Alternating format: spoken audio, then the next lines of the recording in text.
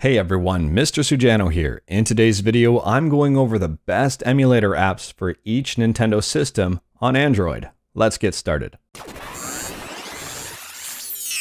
Alright, to kick things off, this video will have some free apps as well as some paid apps. Unfortunately, if you want the best of the best, in some situations, you do have to pay.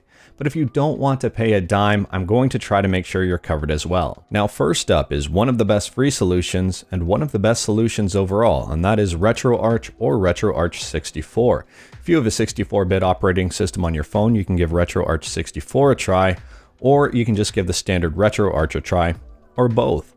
RetroArch is an all-in-one emulation solution. You can emulate almost every single Nintendo system straight from RetroArch. It's not an easy emulator to set up. I do have a video on how to set it up, but I highly recommend taking the time to familiarize yourself with it. And the best part about it is it's absolutely free. Now, if RetroArch is not your cup of tea, and honestly it doesn't have to be, it's not a solution for everybody, you can pick up individual apps. If you're looking to emulate the original Nintendo, the NES, I would recommend the free version of Nostalgia NES. It's a pretty good app. It does contain ads, but it also works very well. If you're looking for a paid version, then I'd hop over to nes.emu, which is $3.99. Now moving on to the Super Nintendo, and I would recommend SNES 9X EX Plus. I actually don't even recommend a paid version of any of the Super Nintendo apps over SNES 9X EX Plus. This app is free, it's great, it contains no ads, and it's been around forever. The creator of this app is Robert Broglia, who also created nes.emu. SNES 9X EX Plus should work on most devices out there. I would actually be surprised if you had a device that wasn't compatible with this app. This app has been around forever. Moving up to the N64, I would recommend M64 Plus FZ or FC Emulator. So this one has a free and a paid version. The paid version of this app is $3.99 and it includes SD card support as well as cloud backups via Google Drive. Either the paid or the free version is absolutely fine. If you are a huge fan of the N64 and you play it a lot, you might want to spring to the paid version.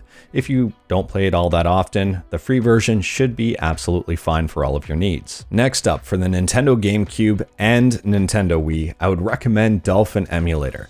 Now, Dolphin Emulator is updated on a monthly basis. It's getting better and better, but you will need a fairly powerful phone in order to emulate Nintendo GameCube and Wii games half decently.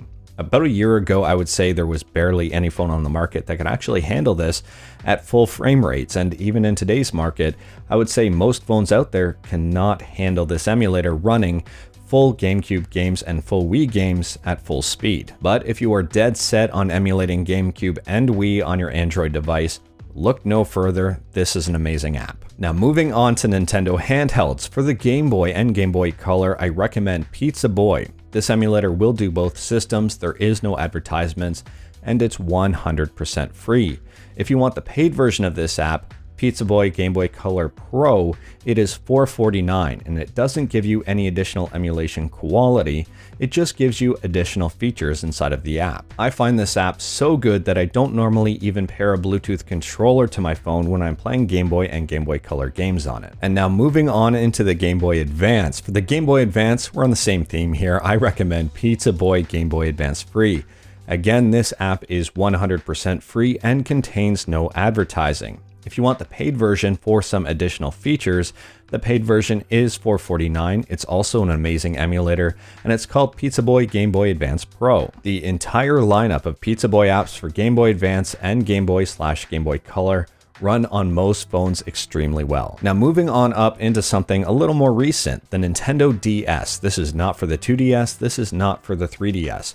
For the Nintendo DS, I recommend Drastic Ds Emulator. This emulator is incredible. It's a great little emulator. It does cost money though. There is no free version.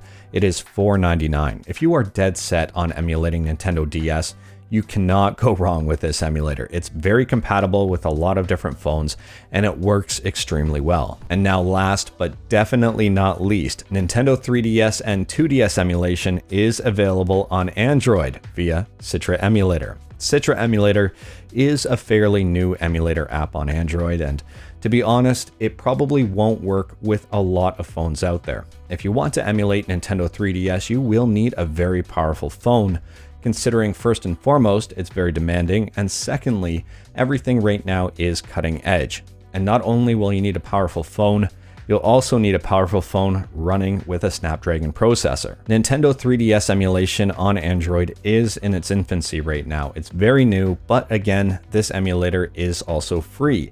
So if you want to try it out, there's really no harm in doing so. And I also might have a video or two showing how to set this up. Anyways, that is all I've got for today. Let me know in the comments below if I missed any Nintendo system that you wanted to see.